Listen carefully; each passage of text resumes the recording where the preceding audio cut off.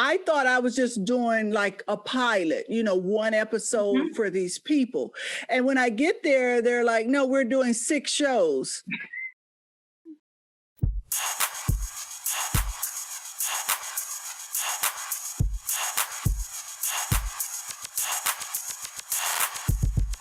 Hi, and thank you for tuning in to this episode of Ask Aunt Tricia, advice blog and podcast.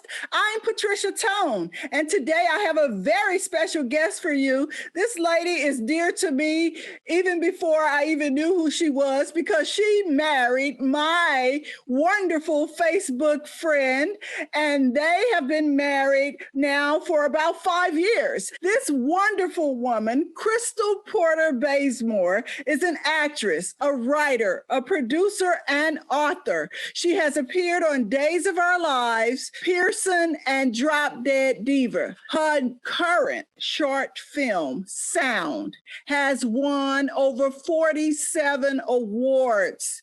And on top of that, this remarkable woman has won 9, count them, 9 Best Actresses awards for her work in sound. Ladies and gentlemen, here she is. Welcome, Crystal Porter-Bazemore. Hi, Crystal, how are you? Hi, how are you, Aunt Tricia? Thank you for having me on the show. I can call you Auntie, right? Auntie Tricia? You sure can, because... You took a pause with that for a second. Because I was going to say, you almost sounded like one of my nieces for real. And I was like, wait a minute. Well, it's funny. I'm from the South. So all of my aunties, we say auntie. Auntie. Yeah, we say aunt. I don't know why. It's just Aunt Tricia, Aunt April, Yeah. And some of our aunts and uncles, we don't even put the adjective in front of it. It's just whatever their nickname is. Hey, Duke. Hey, Bub. Hey, whatever. Because we were all so close in age. It was like, really, are you really, really classified as an aunt? It's so funny because we say cousin. So I'll say cousin Mike or cousin whatever. That's like how we grew up. So when T and I got married, I call all of his cousins cousin, like cousin Mary, cousin Dana. Yeah. And they're like, okay, because he's from New Jersey. And they don't do that in Jersey. But they accept and love me, my little Southern ways. Yeah, they don't have a choice. You're too right. Charming. They have to welcome you. You're too cute for that. Aw, thank you. but the drunk folk, I don't know. Everybody had them people that we don't want to claim in our family. They call everybody kinfolk. What's up, kinfolk? Hey, kinfolk. They don't say no name. What's up, kinfolk? And that's when they want to borrow some money. That's so true. Shut up, kinfolk. So I want to ask you. Yes.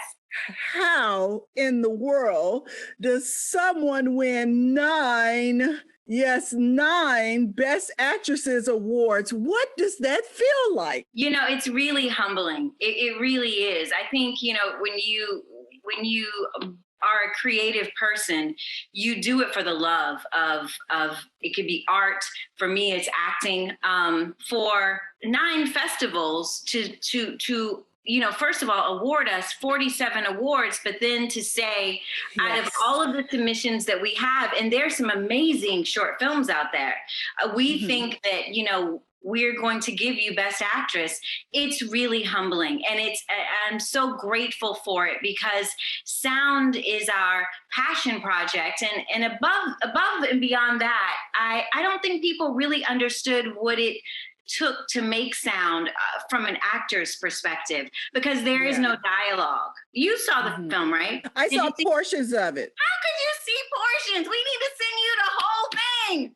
I know, but because I didn't really ask, because I know what it entails when a film is doing the circuit and you can't really let everybody see it, so I didn't trip on that. I saw your vibrancy on some of the little YouTube clips you have on it. I didn't mean to say little, but some of the clips you had.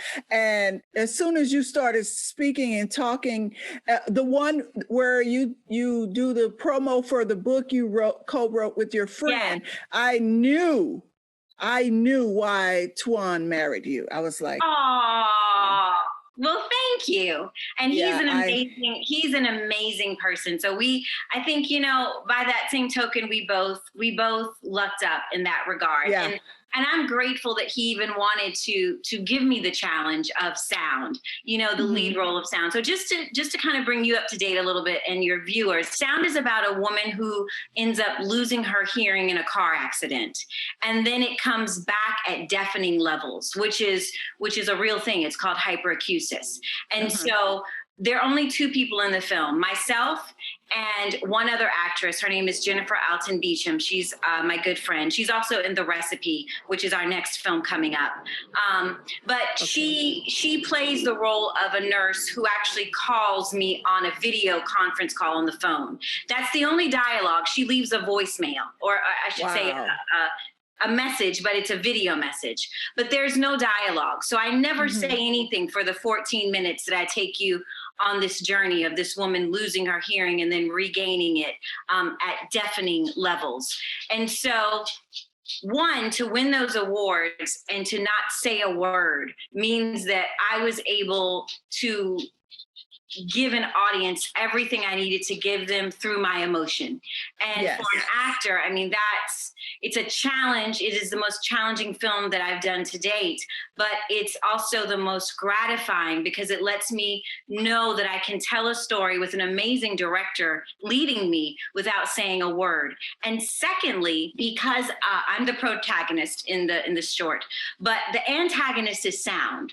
So my antagonist was sound, which we built in post-production. So I tell people that when I was making the film, because I'm reacting to all of these noises that aren't there, I'm just imagining them in my head. So I tell people in talkbacks that really I was affected by silence. Like silence is what threatened me and haunted me because I was having to create sounds in my head which were never there. Yeah. So I was reacting to things that was just simply silence. So when we went into with our sound guy to build the antagonist sound in post-production, everything was built. All of the sounds were built off of my reaction. Wow. Yeah. So, it was a challenge for me as an artist, but I think for people to recognize that, it really warms my heart and makes me feel good about knowing that I was able to take you on a journey without saying a word. Yeah. As a director and as a filmmaker and as someone who is an actress, you accomplish something that very few people can do, because there are a lot of actors, we see them every day. I'm not trying to insult anyone, but they're one-dimensional. Yes. And they just get their scripts and they read their lines and, it's one facial expression through the whole doggone project. But to be able to, you went triple old school. You went back to the silent film era to be able to capture emotions on every level to where you're telling a story and people can understand what you're saying with no words. The comedic side of it is you learn that from your Black mama. Can't Black mamas tell a whole story without saying a word? Without saying a word. You know to shut up, sit down, and don't speak again with a look. Baby, let me tell you. People who are not African-American will never understand that. Never understands it. Never understands it. Never. But my mom also say a whole lot without saying nothing. Yeah. And you also knew if you was going to get your butt whooped when you got home. And then when you see that look, you just quiet for the whole damn day. You could just pray and that you forget. Nothing else to say. Crystal, Nothing. no, I'm going to my room. I'm good. No, ma'am. But, No, ma'am. No, ma'am. but it warms my heart to know that there are still actresses out there who care about their craft. And that says a lot about you, because you had to study and do research to be able to pull all these emotions through for a silent film. And just a few clips and snaps that I saw, I was blown away. And I haven't even seen the whole doggone thing, you know? Well, we're and I going was to make like, sure, one, you see the whole thing. And then yes. two, you know, I appreciate you saying that, because I come from a school, and first of all, I believe in continuing to study your craft. Yes. Like, I don't Yes. believe you're ever done. Like, that's just people have their own way, but I continue to study. And secondly, my mentor, Nick Conti from Atlanta, we went old school there. And it was, when you say yes to a project, whether you're getting paid nothing or you're getting paid $10 million, you show up ready. Like what, and that's research, that's lines, that's character building, that's relationship, that's arc, that's you taking this entire story. And if you're only shooting 2 scenes today, you knowing, and they might be scenes, 15 and 31, and you knowing emotionally where you need to be at that place when you show up. I mean, it's a whole thing. So I'm a person who wants to affect people through storytelling. It's not about the money to me. It's about the art, and it's about affecting people's lives. And when we went to festivals, and the people that talked to us after festivals who really had disabilities, who had hearing loss, the doctors, I didn't even know there were that many doctors that went to film festivals, the doctors that came up and spoke to us. It really was like, I got to talk to people firsthand and understand how this film moved them. And then I'll tell you, sitting next to people in the theater who really didn't know that it was you until afterwards, and hearing them, I'm not going to tell you what happens, because there's a big thing at the end that happens. And hearing their gasps, or, oh, Jesus, or, we sit there like, just so satisfied and gratified that they took the ride and they enjoyed themselves. And that's everything for us. The audience is everything, because when you think about people that will pay, I don't know, whatever the cost of a festival ticket is, maybe they're paying $15 to see your film, or maybe they bought a festival pass that's $97. I want you to leave feeling like at least our film was worth the cost of your ticket.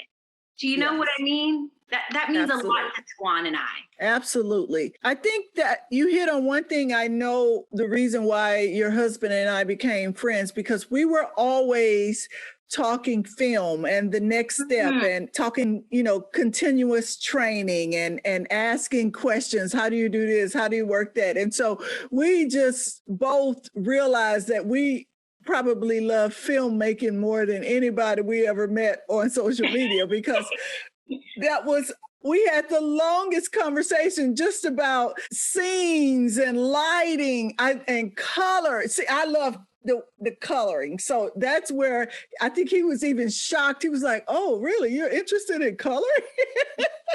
Yeah, he loves film. He loves filmmaking. He knows so much about the technical aspects of filmmaking. And, he won't say this a lot of times because he's a humble guy, but I think it's important for people to know that we had a very limited budget with sound. So when I say that, Tuan was director, cinematographer. He did the gaffing, the lighting. He was editor. He did the color. He did everything. We joke about it and say we were a crew of 5. Tuan, myself, God, Jesus Christ, and the Holy Spirit. Like, that's who we had, and Jennifer. So 6. But that's kind of who we had. So he loves every aspect of filmmaking, and he has such respect for it. And I think when you come to a craft with respect for the craft and respect for the greats that came ahead of you, you know what I mean? Then you want to bring that level to your own work. And I think that's just what separates people that are just out there throwing film out there, throwing product out there, and people who want to make something great for the people. And listen, if that's what you want to do, throw something out there. I don't do that in my life. So I'm not going to do that in my work. That's just not who we are. Yeah. See, yeah, that's exactly it, because we had that conversation, and I told him I do the same thing.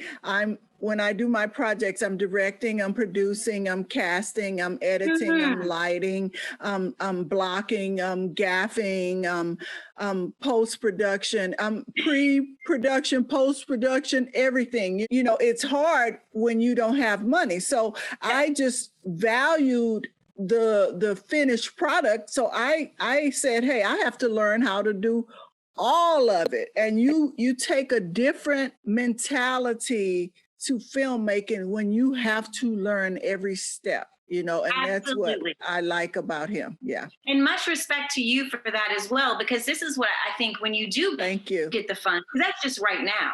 When you do get the money, you're getting a couple $100,000, couple $1 million to make your feature.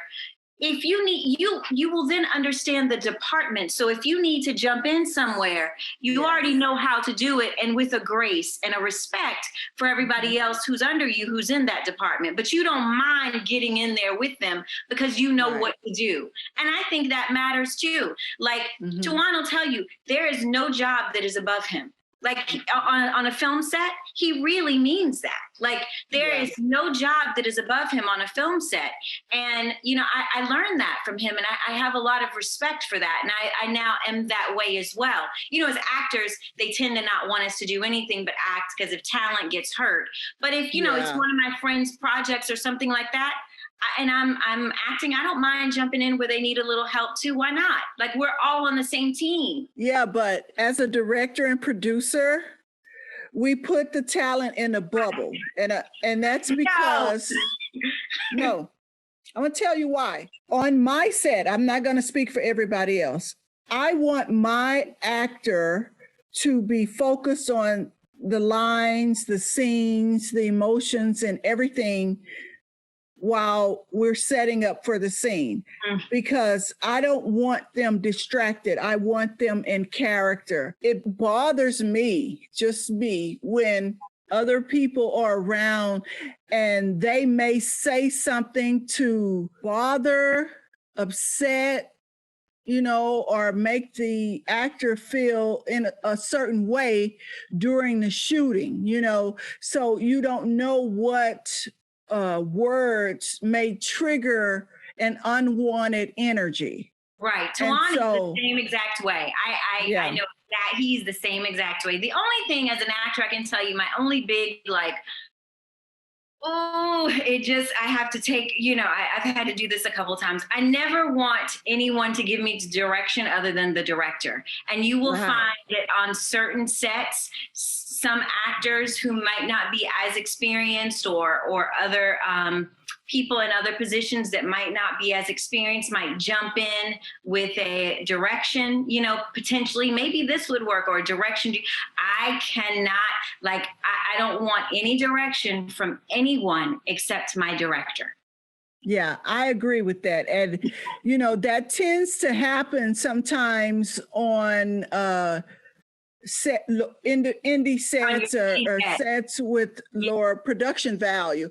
Yes. But I have had to hear people say, oh, she in there, she's tripping or whatever. And, women are always tripping or have a problem, but or attitude.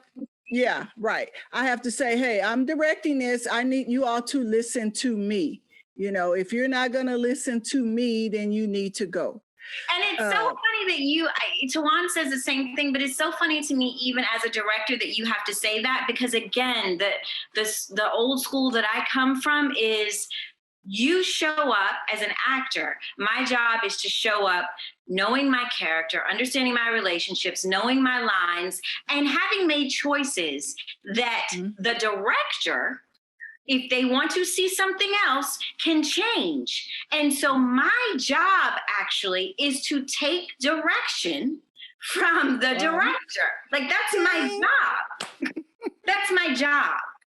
My job is to take your direction. Now, you might be open enough to want to collaborate, and we, as actors, we hope that you are. But if you're not, because some directors are not, that's fine. My job on your set is to take your direction, period. And see, that's the thing. I really have been lucky with my talent. I don't go through that with my talent. I will have to sometimes say things to the crew who's helping me, but my talent always have respect for me. And I'm so happy about that. And then I've always been very good about casting, because when I cast someone, I am 150,000% sure that person can do the part.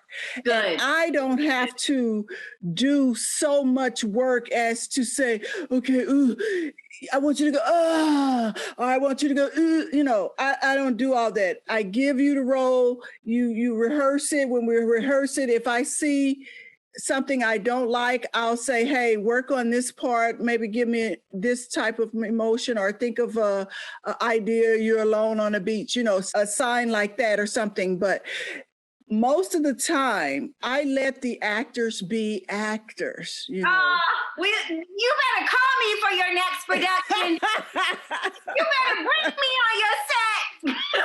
But that's the way I handle the whole production. If I ask you to be an editor, I expect you to edit. If I ask you to be a PA, I expect you to be PA. Right. I don't need people crossing lines. And I understand sometimes that's a difficult thing. But if I see you doing what I asked you to do, then guess what? Next time I might ask you to do something else. That makes perfect sense. Sense. Yeah. You better call me. I will. I will. And you all, if you need somebody to do craft services on your things, y'all know y'all can call me. I don't have anything to do right now. That. We just shot the recipe. And we would have called, quarantine. We had to be, and it was so much, we had to go through the tag with that. Like, it was a lot. We ended up shooting the recipe, and it went great. So I can't wait for y'all to see that one. I can't wait either. Okay, so we're going to jump right into this. And I want to ask you, what's the best advice that you've ever given to someone? It's funny because I was thinking about, this question and the other, what's the best advice I've ever been given. And I was like, oh, okay. What can I say? And I was like, who's giving me? And I've had so much great advice. But I really think the best advice I've ever given, and it's so simple and it's really to be kind. And I know that sounds but if people could just not react all the time and just stay in their higher space, like their higher vibration in their higher place, and just be kind to someone that you don't know, I think it will make all the difference in this world. And so really, I tell people all the time, if you look at my Instagram or my Facebook, I always say, just so simply, it's my little thing is hashtag little reminders, be kind. Just be kind. Be kind. And I know it sounds simple, but it makes such a big difference in someone else's day. You're the second guest to say those words recently. Really? And yeah. And the thing is, people aren't even used to kindness anymore. Everybody is so combative that even when I do a kind gesture, they do a double take, like, am I from Mars or something, like, what? I'm like, I offer the gesture, and then they realize I don't want anything from them. Yeah. I'm not trying to harm them. I just want to be kind. Look, you need a helping hand. I'm just, being kind. And it's the reaction of people's faces when you are kind that's the most shocking. Yes. And I'll tell you what triggered it for me. I was at Starbucks one day, and I was in the drive-thru. And when I placed my order, got up there, and in the drive-thru, the woman at Starbucks said, the person in front of you paid for it. in the car in front of it, and they were gone. And I said, well, what do you mean? She said, they had paid for your order and only asked that one day you do the same for someone else. And so I thought, well, these little random acts of kindness for people, you know, because that just made my whole day. And all I got was one coffee. So that's like $5. So I started just doing that. And then that rolled over into like just personally and just it rolled over into this whole thing of you can really change a person's day and your own with just simply one small act of kindness a day. That's it. That's it. It will change your day and it will change theirs. I promise. So be kind. Exactly. You know, they do that on TikTok. And really? I don't care what people say. I love TikTok. There'll be mornings, 2, 3, 4 in the morning. I'm on TikTok just watching videos where people are kind. They do that with the Starbucks line. They have a couple people that I follow that people send them money through Venmo, and this guy goes around and feeds the homeless with it. And he has the list. He'll show the list on the screen of everybody and what they donated so that the public will know he's not stealing their money. Right. And he does a video and he goes around and he feeds people on the street, buys clothes, food, or whatever. And it just makes me cry sometimes. And I just will be up watching all these acts of kindness on TikTok. Yeah. I'm not on TikTok, but that just makes my life. That's wonderful. It's something I once wanted to, put on a t-shirt, be kind, because it's so needed nowadays. This society, everybody is under attack. They love to fight. They love to argue. And, you have all this stuff with the reality shows and all these people on social media. There were some people who they just want to come on your page and start an argument. And there are times where I say, you know what? I'm happy you follow me, but I am not here to argue with you. Mm-hmm. You have a right to your opinion and I have a right to mine. Yes, there's been over the last few years, there's been an unearthing of selfishness that I've and selfishness in regards to I'm right, I'm this, I'm taking selfies of myself. It's all about I'm glorifying. So I've seen a lot of that, and I think that if we just move back to we don't have to agree, but we have to respect each other, and in respecting you. I'm going to listen to you. I don't have to agree with you. You're going to listen to me. We're going to have an exchange, and then we're going to grow from it. You know what I mean? Like, I always found that because Tawan and I don't agree on everything. Even politically, we don't agree on everything. But I listen to him and I grow from the conversation. I have friends on Facebook who I definitely don't agree with them politically, like at all. And it's hard sometimes for me to understand like where they're coming from, but I take time to listen so that I might be a better person from that conversation. And hopefully they leave the conversation from me having grown as well. Do you know what I mean? Like, I don't know. I don't really interact that much on Facebook, but I don't tolerate that. Don't come on my page with that. Like, don't bring that to my page. Mm-mm. That's an immediate block for me. It's like, don't bring that to my page. Block and delete. That's what those are my block and delete. Goodbye. Oh, I agree. Being kind, that is like right at the top of my list as well. And it don't cost you nothing. It's free. It's free. Free. Okay, so we're gonna flip the script. And I'm going to ask, what's the best advice you've ever received from someone? I think I was thinking about this too.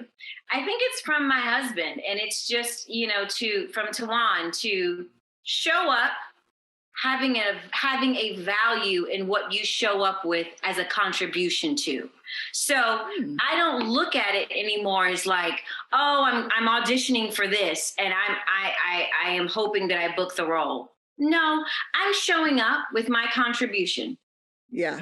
My contribution is what I've done with this character. It's what I feel will add to the story that you are investing, thousands or millions of dollars to produce. Right. And this is my contribution, and it is enough. It's more than enough. And if it's not right for your story, then it's not right for your story, and that's okay. So I take that in everything with my opinion.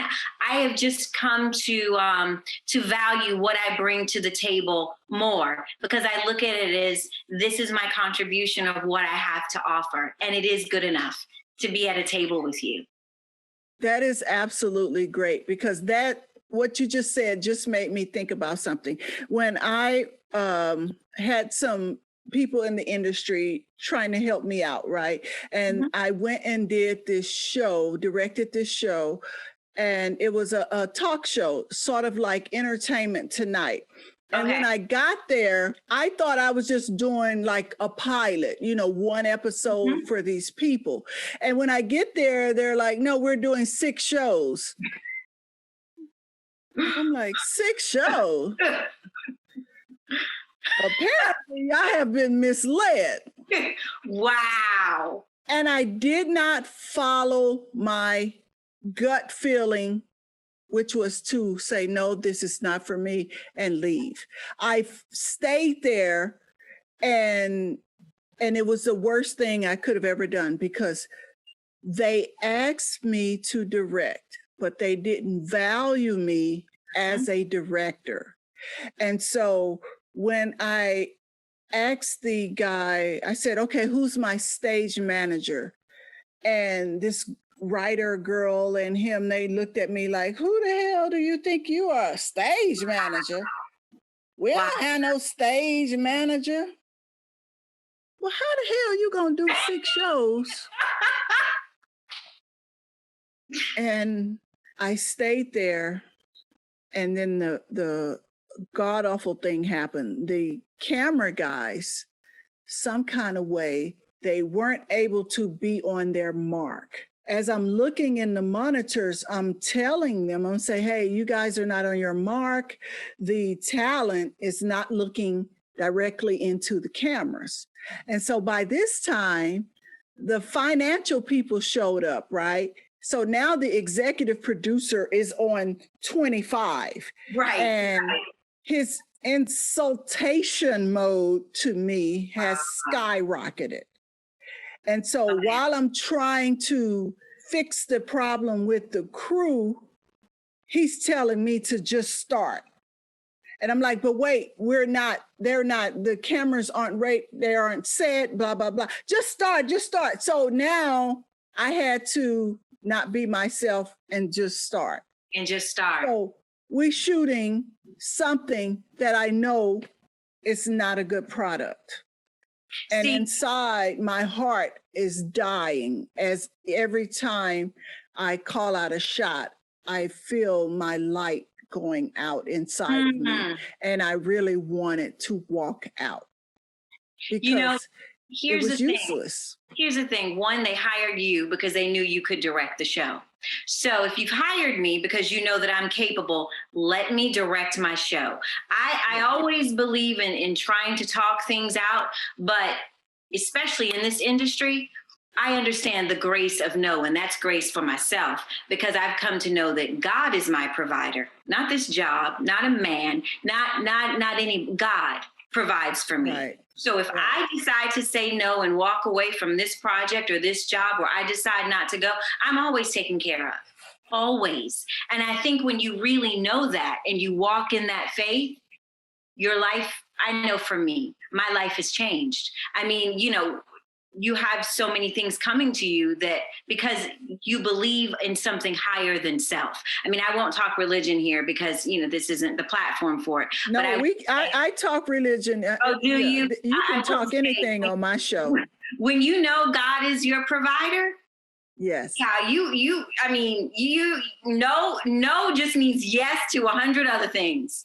I'm telling you, it really does. It really does. And when you know your value, when you know your value, people tend to think one job will make you. It's the consistency of who you are in this business. It's the consistency of your attitude. It's consistency of your work.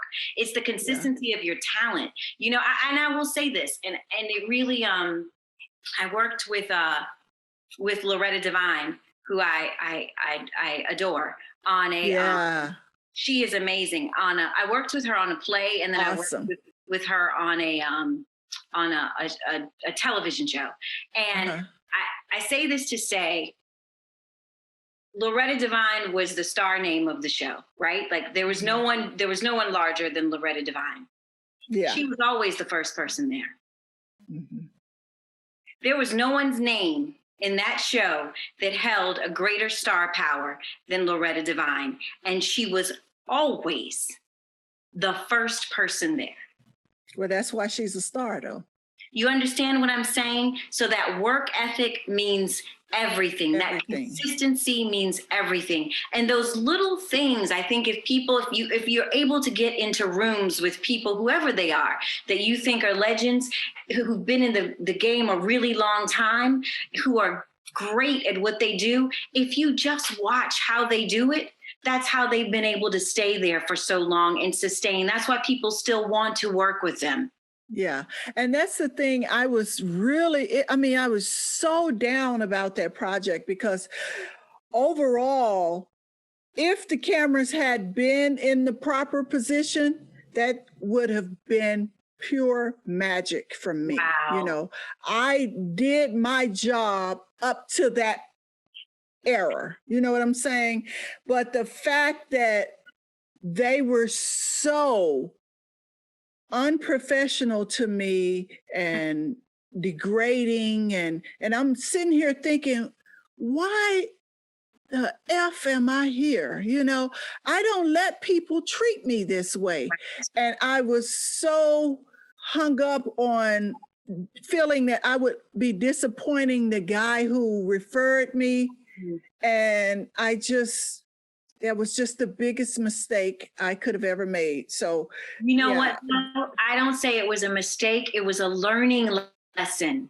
All you did was learn. Right. It wasn't a mistake. You learned. And now, you know, you already know what your value is, but if you don't place value on me, if you don't place value on my with the contribution I'm bringing that you've hired me to bring, then I'm not going to be able to give that to you. Not my time, not my talent, not my service, not any of it. This isn't for me. And thank you. You're right, because on your show. You're right, because now if there's a big red flag and I just got there, then I'm out. You know. Yeah, I say no a lot more times than I say yes. I'll be people are like, oh, you're not working on anything? No, not right now.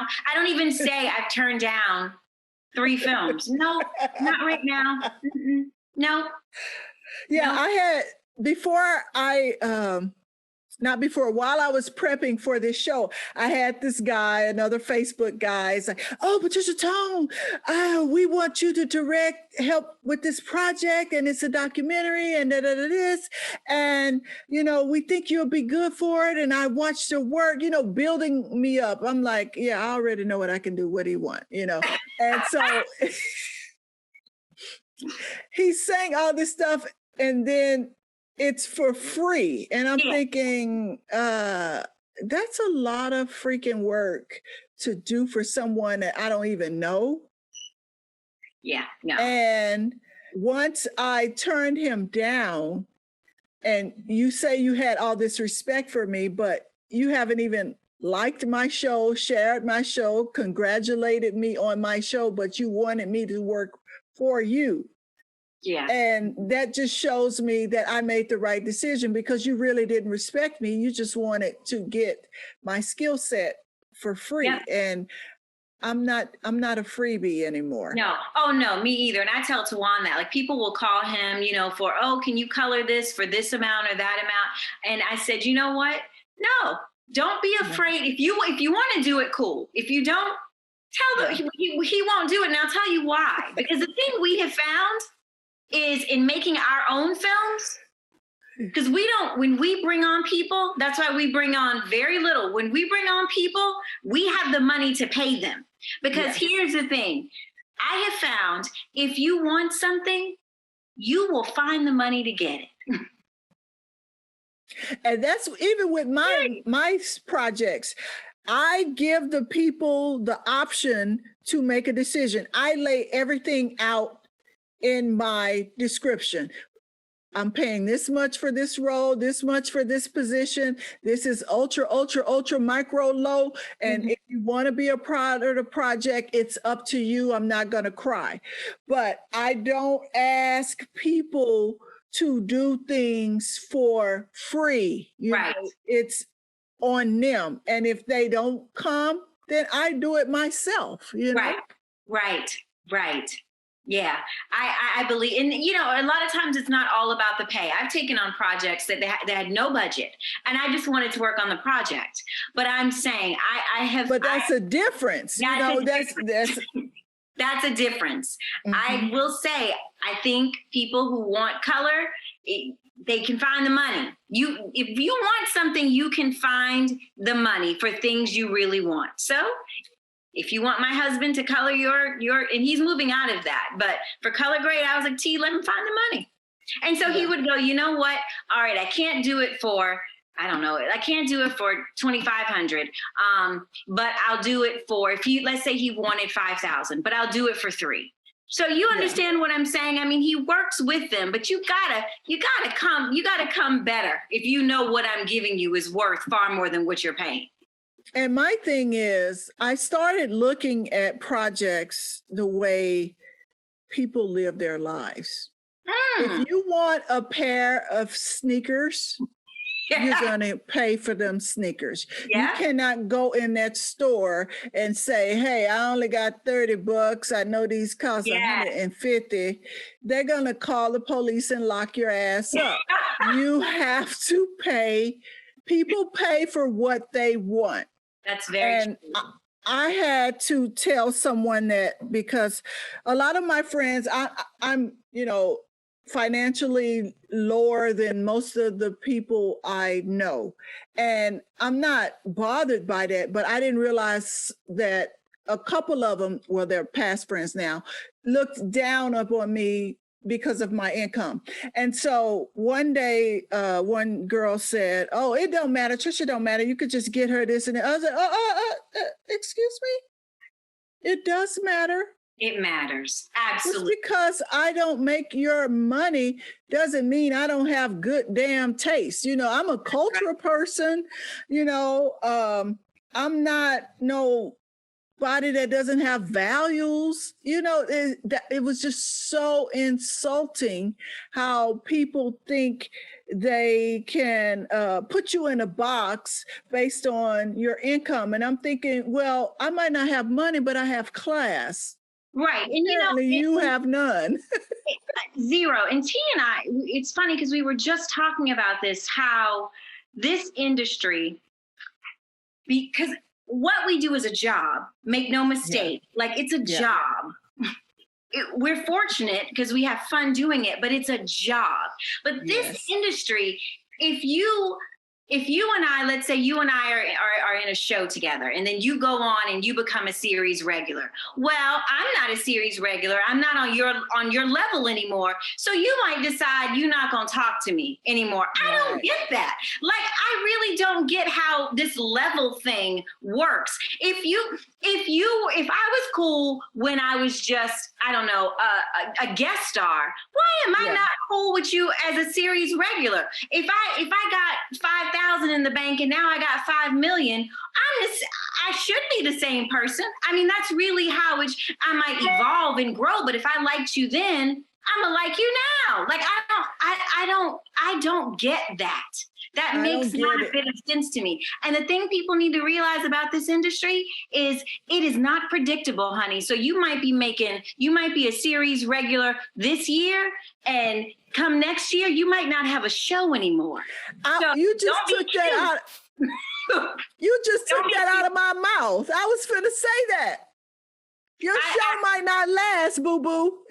Don't be cute. I'll tell you a story, a real story. This guy who was at an acting studio that I went to, he got in a huge blockbuster film, huge. Got signed by one of the biggest agents you can get signed with, agencies, I should say. He was on his way, made a couple $100,000 off this film, right?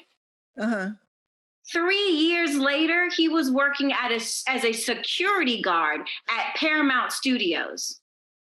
And I don't say that because I'm downing him. I'm saying that to say after this huge film, he went through all of that money. He signed with that huge agency. He didn't get booked in anything else. And so he had to go back to work, which there's no shame in going back to work.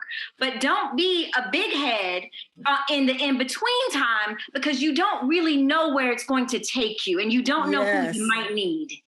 Yes.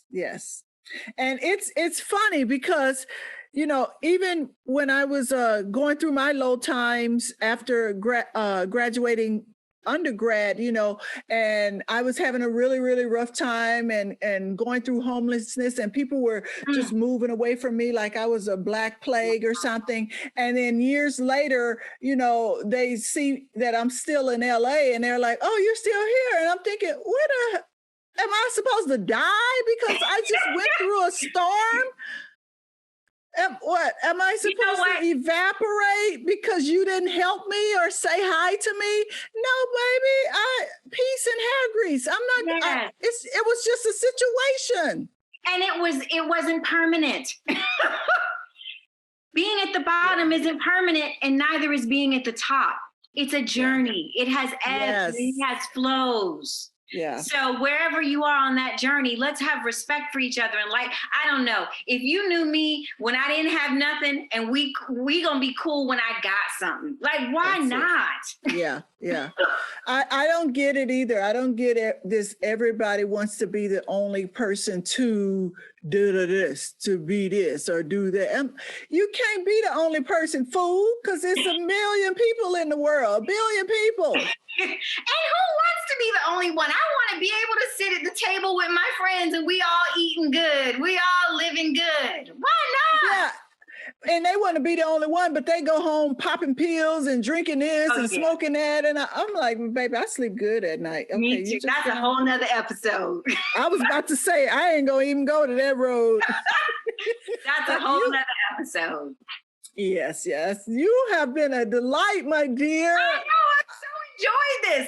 So when all this is over, you're going to either have to come to our house or we're going to have to come to your house for dinner. Okay. I already told your husband I'm going to just be on the doorstep with my mask. Come on. We would love it. I'm serious. We would love it. We would love it.